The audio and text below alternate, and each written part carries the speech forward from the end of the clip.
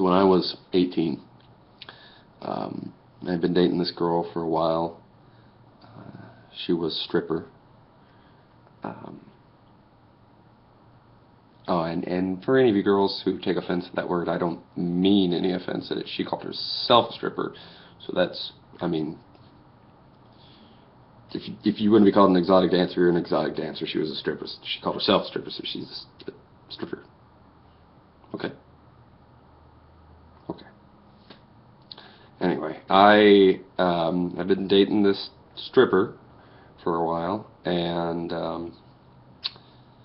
I hadn't talked to her in a couple months because I was focused on the tail end of my school year, and for some reason, I can't remember why, but I didn't have a phone anymore. Maybe I was grounded from it. Seems like a weird thing for my parents to have done when I was 18, but maybe. Anyway, I went for a walk down to the gas station, which was about 2 blocks away. There was a payphone there, one of the last few dinosaurs. And put in my quarters and called her. And conversation did not go as I had expected. And she told me she had found a real man.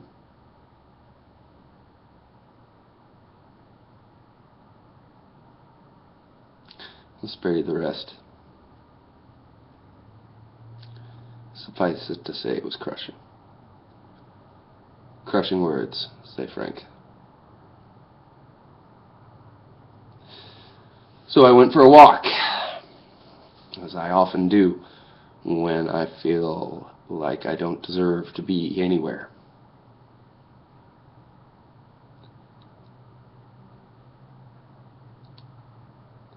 And the weather began to reflect my mood. Storm clouds formed out of the icky steel gray of spring sky, and it opened up. Not drops, sheets, just fucking sheets, and it was perfect. Felt so perfectly painful. It's exactly what I felt like I deserved.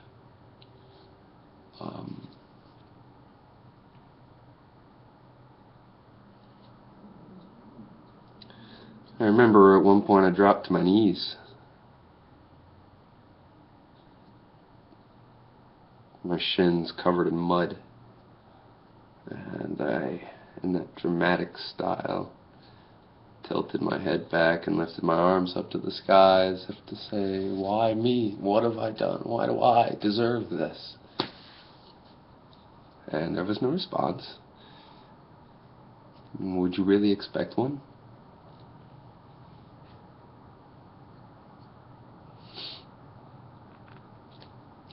So I started to slog it back, having nothing better to do, having received no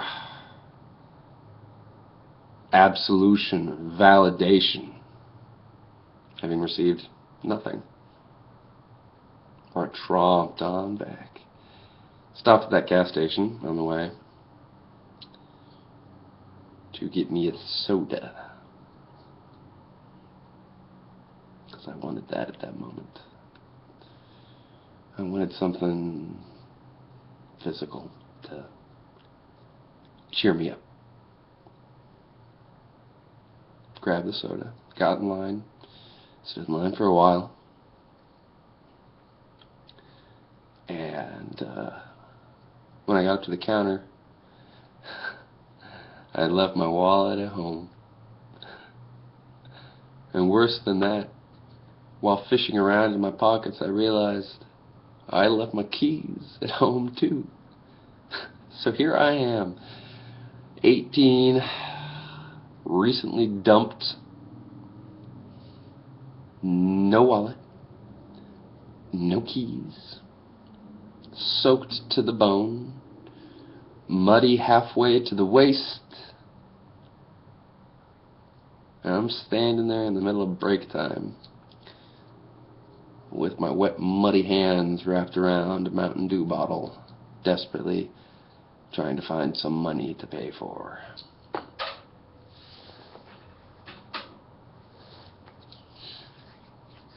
That's when this little kid came up. A girl, I think, but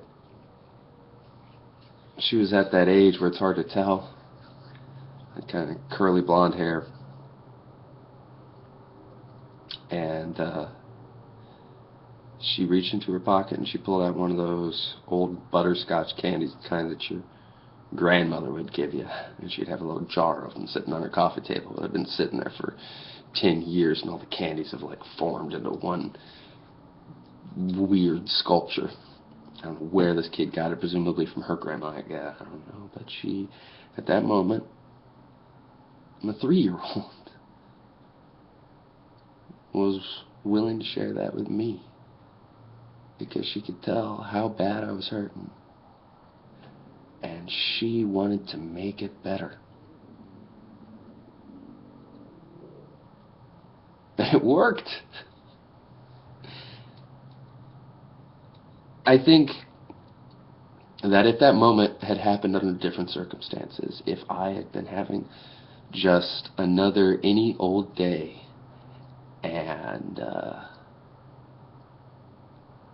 if a kid were to come give me a piece of shitty candy like that, I don't know that I could have appreciated it as much as I did then.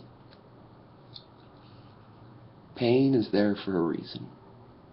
The events that cause pain are there for a reason. People love to say that it's there to teach you a lesson, and in this case it did, but it was more than that. Pain is there to create a perspective in your life, to give you the ability to appreciate the little things. I know how cheesy it sounds, but those are still the best words to use, or at least they're the best I can find. Don't avoid pain. Don't chase it, because, trust me, life will give you enough. But when it comes, embrace it, knowing that it's going to make everything better in some way. That being said, I'm sure there are situations where the pain is too great,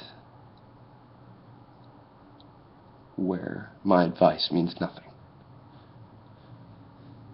It's up to you to use your mind to discern which is which.